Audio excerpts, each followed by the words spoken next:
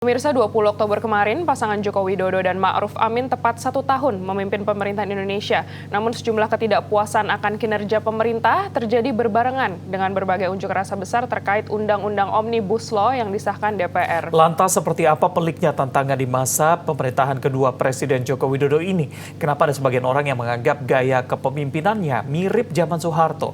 Berikut laporan khas redaksi pagi. Segala bentuk kendala regulasi harus kita sederhanakan, harus kita potong, harus kita pangkas. Pemerintah akan mengajak DPR untuk menerbitkan 2 undang-undang besar. Yang pertama, Undang-Undang Cipta Lapangan Kerja. Yang kedua, Undang-Undang Pemberdayaan UMKM.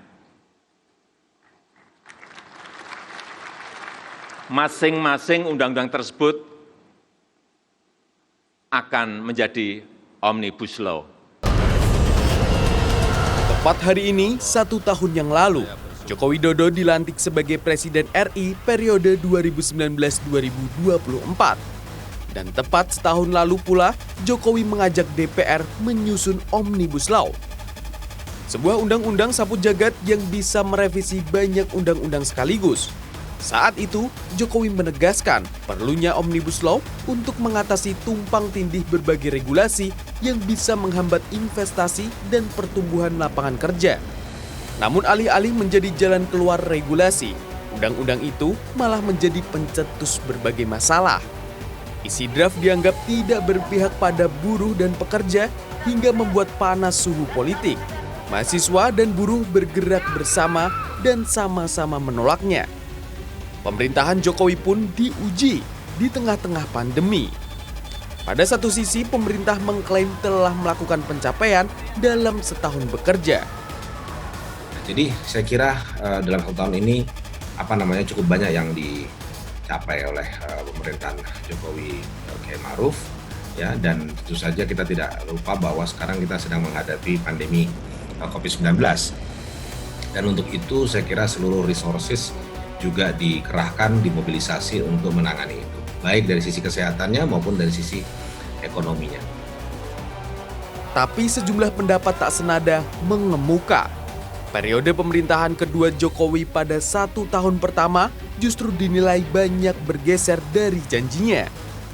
Kemunduran dalam pelaksanaan demokrasi salah satunya. Mencegah dan menahan demonstrasi sempat menjadi contohnya. Nah, hari ini adalah hari 1 tahun pemerintahan itu. Saya melihat masih banyak minusnya dibanding plusnya. Banyak janji-janji yang tidak direalisasikan. Nah, dalam konteks demokrasi saya melihat demokrasi kita ini kan mengalami kemunduran. Di hari yang sama, hari ini tanggal 20 Oktober 2019 yang lalu, itu kan ketika pelantikan Pak Jokowi di gedung DPR RI gitu kan, itu mahasiswa, masyarakat tidak boleh melakukan demonstrasi, tidak boleh melakukan protes dan kritik gitu kan yang keras ke jalanan ketika pelantikan itu. Kan ini lucu, kita negara demokrasi tapi tidak berdemokrasi. Pandangan soal arah dan gaya kepemimpinan Joko Widodo lainnya turut mengemuka. Jokowi dinilai sangat concern pada pengembangan investasi. Dan untuk memuluskan berbagai rencananya, ia berani dan berhasil merangkul para oposisi.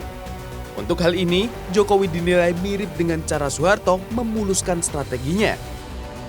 Nah, yang kalau saya lihat 1 tahun terakhir ini setidaknya, saya merasa bahwa Pak Jokowi lebih cenderung mengadopsi gaya kepemimpinan Pak Harto dibanding Soekarno, dibanding dengan Pak Habibie.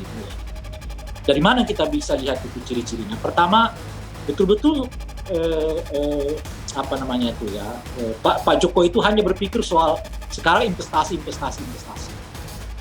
Nah, kalau di 5 tahun sebelumnya namanya infrastruktur gitu. Kalau sekarang namanya investasi gitu. Investasi.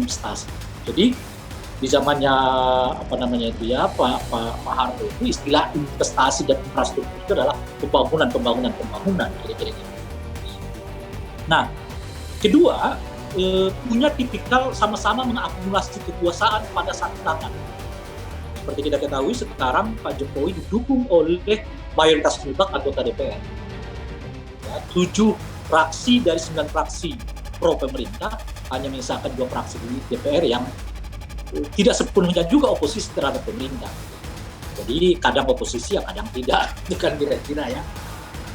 Kontroversi dan berbagai demonstrasi seputar Undang-Undang Cipta Kerja belakangan ini turut menegaskan ada komunikasi yang buruk dari atas ke bawah. Jokowi yang dulu dikenal gemar belusukan dan berdialog dengan wong cilik, kini dianggap kurang memperhatikan musyawarah dan konsultasi sebelum mengambil keputusan penting.